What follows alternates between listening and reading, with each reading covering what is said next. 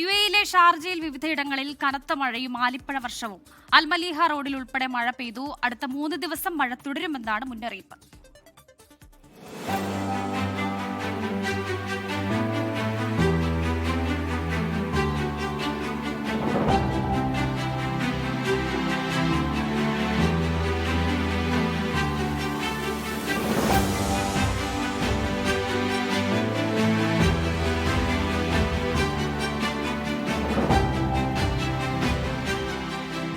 ഷാർജയുടെ വിവിധ ഭാഗങ്ങളിൽ ഉച്ചയ്ക്ക് ശേഷം ശക്തമായ മഴ പെയ്തു.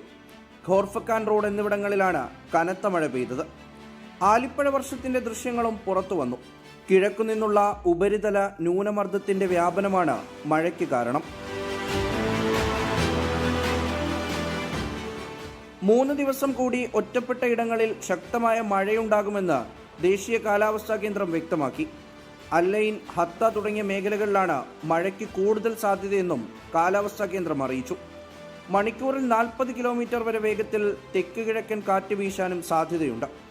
കഴിഞ്ഞ ദിവസങ്ങളിലും യുഎഇയുടെ പല ഭാഗങ്ങളിലും മഴ പെയ്തിരുന്നു.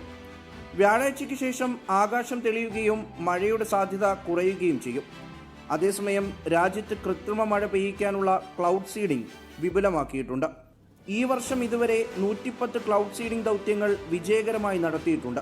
അതേസമയം ദുബായിലും അബുദാബിയിലും ഉൾപ്പെടെ കനത്ത ചൂട് തുടരുകയാണ്. 24 ദുബായ്. ലോകത്തെവിടെയായാലും ഏത് സമയത്തും 24 വാർത്തകളും ഓഗ്മെന്റഡ് റിയാലിറ്റി പാക്കേജുകളും എക്സ്പ്ലെയിനറുകളും വിശദമായി കാണാൻ ഞങ്ങളുടെ യൂട്യൂബ് ചാനൽ നിങ്ങൾക്ക് സബ്സ്ക്രൈബ് ചെയ്യാം.